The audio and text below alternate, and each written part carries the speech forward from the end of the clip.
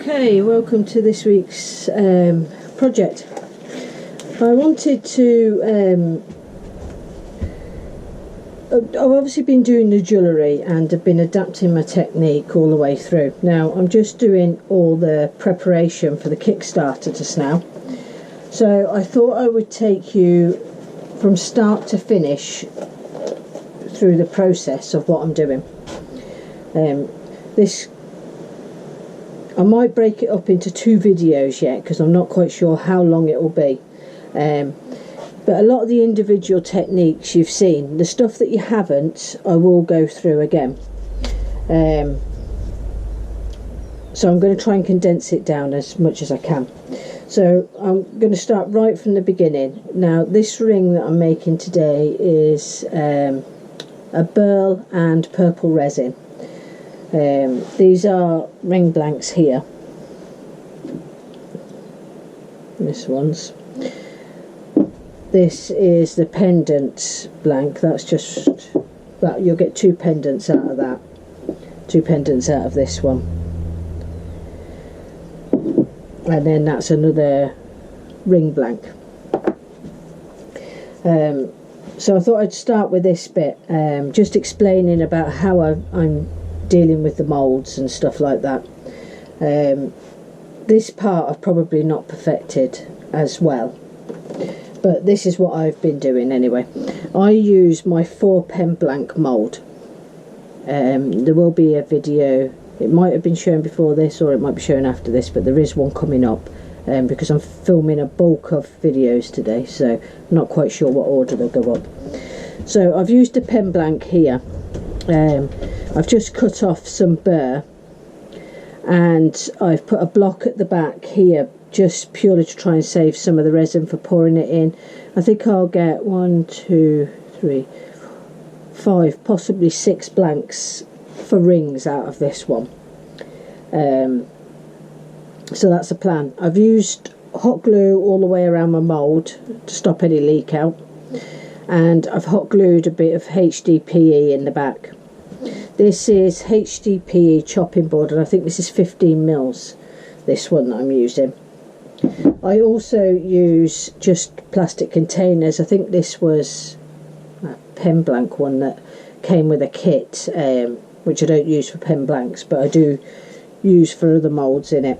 I prefer a plastic container if I can get one, really, because I basically just push on the back and it'll pop out once it's cured. These are the same. This is usually my small pen blank. There's usually 2 pen blanks that go in there, so I'm just using these ones. For the rings I use either polyester. I'm going to be doing a range of polyester pens and also Alumilite. This is the Alumilite today that I'm using. I always get my Alumilite from Amazon. They're as cheap as anywhere. So yeah, check that out. This one was actually the packaging was just damaged, so it was a little bit cheaper. Sometimes you get that coming up on Amazon, but I'll put you a link through, and where the bit is that it states other prices or whatever, just down below the main price bit. Sometimes you'll see it say £15 or something like that. If you click on those links, sometimes it takes you through to another link from Amazon as well, but with packaging that's damaged or stuff like that. Just to keep an eye on that, just to save yourself some money. But I'll put a link through to that for you. And the amazing casting resin polishes so well. It is beautiful to work with.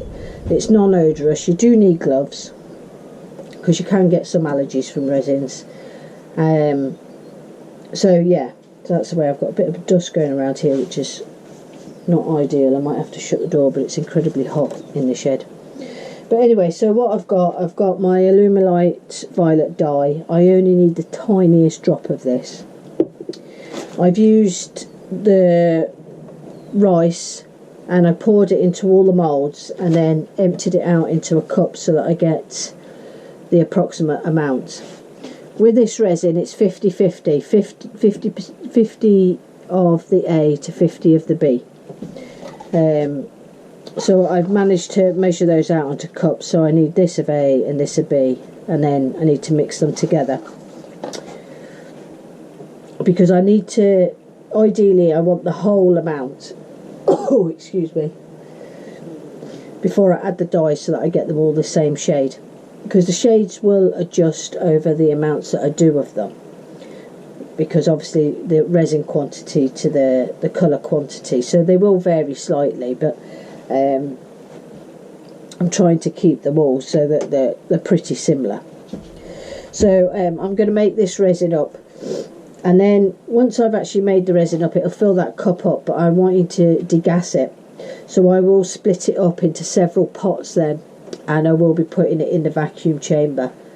I still haven't got the pressure chamber going yet. This will be so much easier when I do have it done, because this will just all go in straight in, and that will be it done. But at the minute I haven't, so I'm still using the vacuum, and if you do have a vacuum chamber, it means you can do all of this. So I've only gone and got the pressure chamber to try and save me a little bit of time.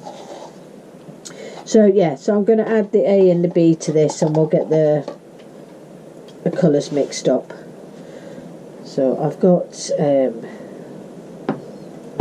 first off I'm going to write A on here and B on here, so I don't get them mixed up. These are just Sharpies that I use for all of that stuff.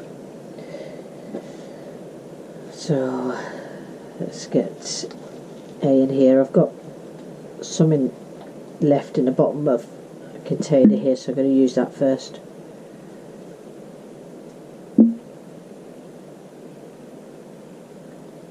Don't want to waste it, it's too expensive to waste.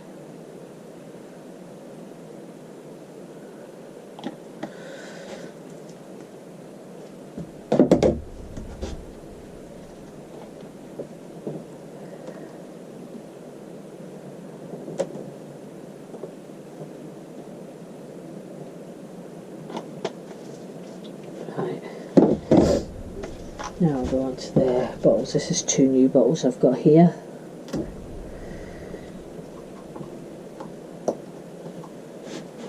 Right, and I'll fill it up to that lines now.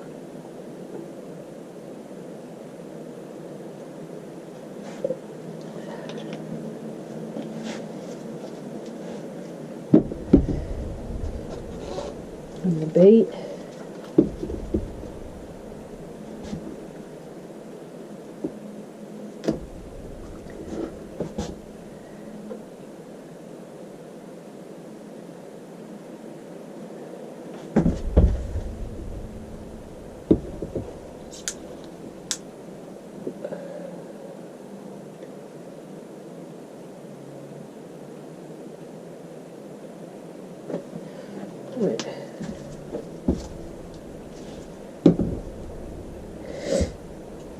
Okay, so I'm going to pour these both in together now.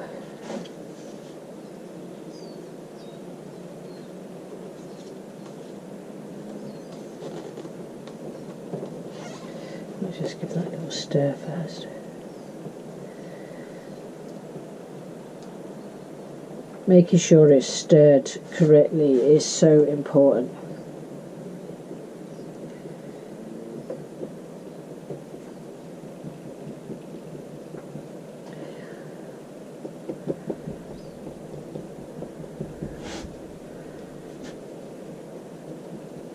Now it goes all foggy at the start here, and then it clears when it's mixed correctly.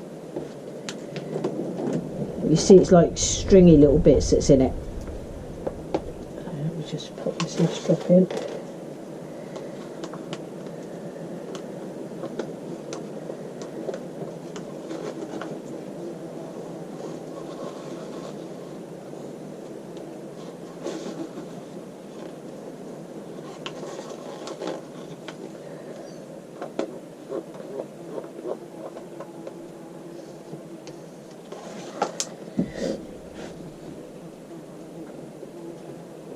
Oh, I don't like bees. I hope that doesn't come too close to me.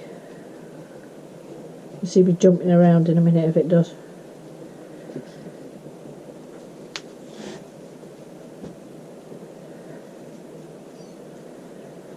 Right, I'm just going to pour it back in this cup. It's just really for making sure that I've got the mix, got it mixed good.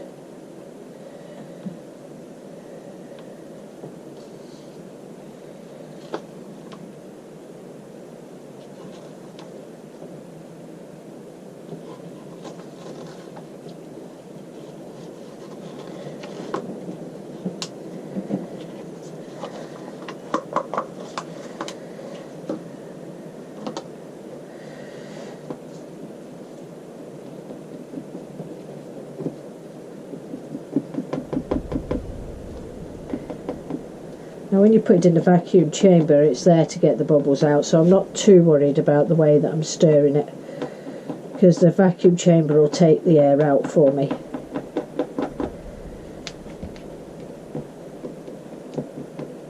With the vacuum chamber, the way it works is obviously it sucks all the air bubbles out so that it does completely get rid of any of the air in it. And with the pressure chamber, it condenses them so that you can barely see, well, you can't actually see the bubbles with your eyes. It condenses them that small that they don't become an issue. So just in case you were wondering what the difference is between vacuum and pressure. Alright, that's nice and clear now. It's like water.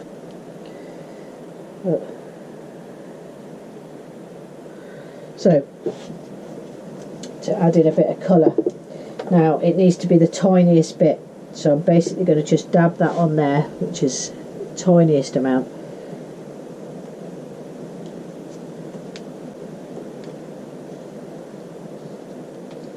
I do get through some stir sticks.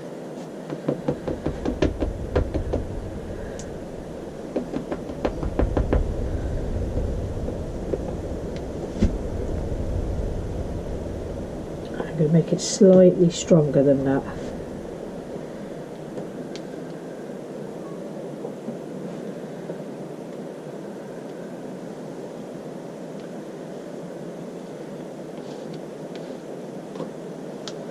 I'm also going to need to wipe that lid because I've touched it with a resin stick now.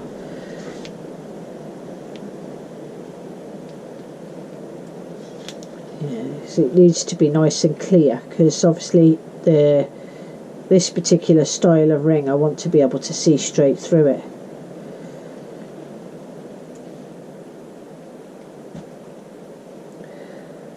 So I think that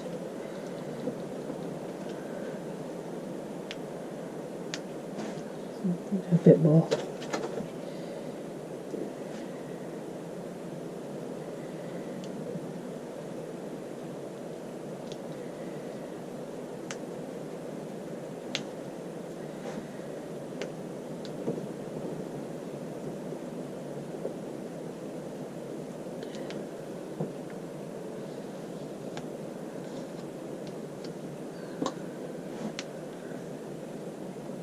I buy these lollipop sticks in bags of 1,000 for a few pound.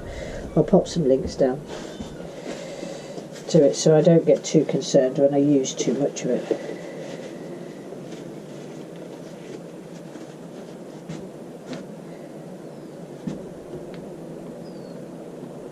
Right, I think that's enough now. So we'll get it into some containers.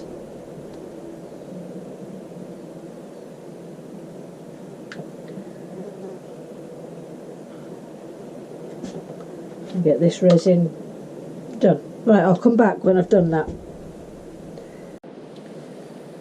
Okay, that's all the resin degassed. I'm ready to pour in, and basically that's just what I do.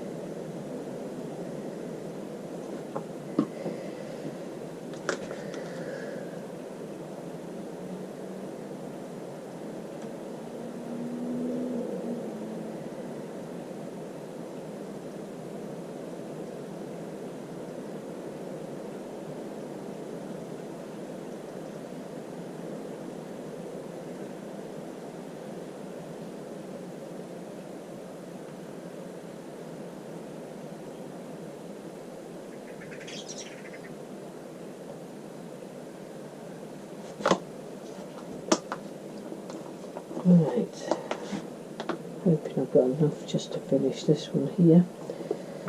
It's really tight.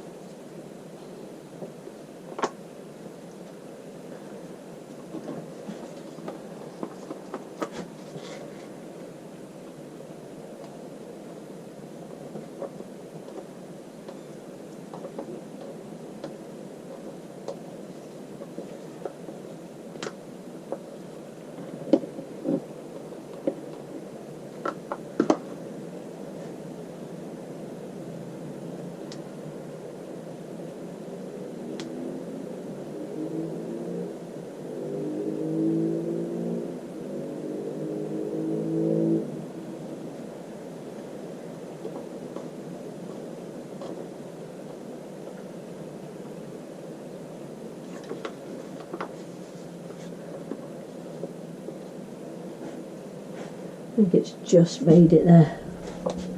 Just made it and no more. I like to keep the blanks for the rings when I make them. I like to keep them to around 1/2 inch, because by the time you sand down and shape from there onwards, it does take it down slightly below that.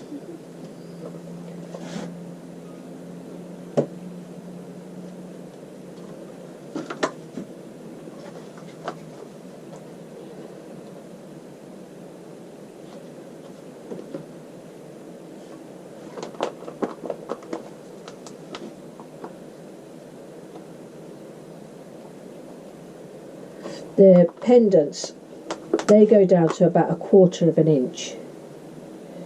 Anything bigger than that seems to be a little bit too bulky. So basically I'll leave them now. It's just before midday here. I'll leave them until tomorrow morning. They will actually be hardened this evening, these, but I won't demold them now until the morning, just to give them plenty of chance to harden.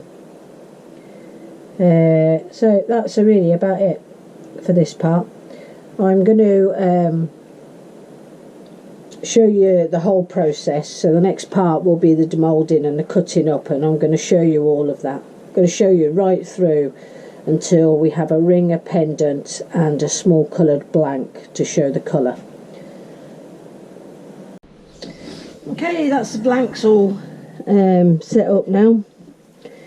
They're looking pretty good. Not seeing any air bubbles or anything, so that's good. Quite happy with them. But I'll go away and demold these now. I'm not going to do it on camera because this is going to be quite a long video anyway. So I'll go away and demold them, and then I'll talk about us cutting them up. Now that's them all demolded, and I've lined them up here now. These will be ring blanks, and there'll be one pendant at the end. That'll be ring blanks. That's two pendants. These ones are slightly thinner than the actual ring blanks. Now you probably wonder why I've got to these sizes.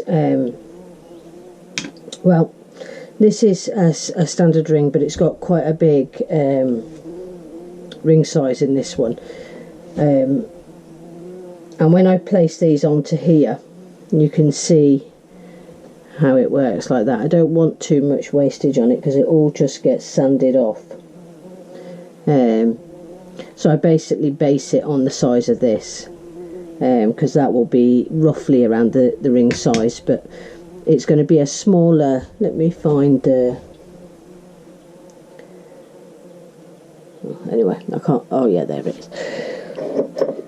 I think that one's that size, which works out, it's going to be mainly around about this size of force and a bit that I'm going to be using.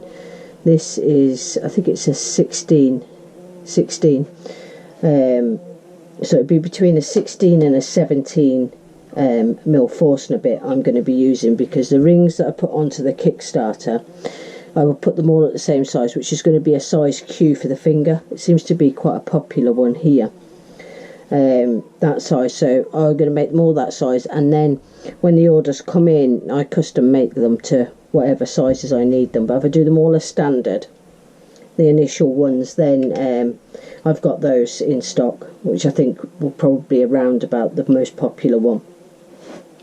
So that's how I get to the ring sizes on like that. So basically the biggest part really is deciding where I put that in now into there, because I'm going to go away to the bandsaw and I'm going to cut all these up, and then I will get the Forstner bits and do all the holes first before I do anything else. In fact, I might just go straight to the bandsaw and do that now, and then I'll be ready just to slice them up so that I can make sure that I don't leave them too tight. With the pendants, this is roughly about a standard pendant. I tend to do this style, or this type of style. None of these are finished, these are just ones I've sitting around. So the likes of the end of this blank here, rather than waste it, I will make it into that style of pendant. This style of pendant does tend to go well with the green, but I will make that into a pendant, and whether I use it for the Kickstarter I'm not sure. I might do a standard pendant of this shape, but it'll just depend. And I got to this shape really by, it was just trial and error when I was shaping them. So and those fit onto there. So I'm going to go away and cut them up, and well, I'll drill them and then cut them up. I'll take it to the bandsaw, but it'll be a quick time lapse, and we'll get to the next stage then. Okay, that's the finish of this first part. The second part will be probably next week, and we will go on to cut the rings to the sizes that we need and shaping them. That'll be the second part, and the third part will be the box. So anyway, hope you enjoyed this first part of this. Sorry I've broken it up so much, but there's quite a lot of information in it, and I will try and tag them all together so that they're going to be quite easy to find once I've done the three. So yeah, come back for the next part. Hope you enjoyed this. Give me the thumbs up if you did, give me the thumbs down if you didn't. Any questions, please leave it in the comments below. I'll tag all the stuff in that I use from where I get it down below in the description. And yeah, thanks very much. See you for the next part next week.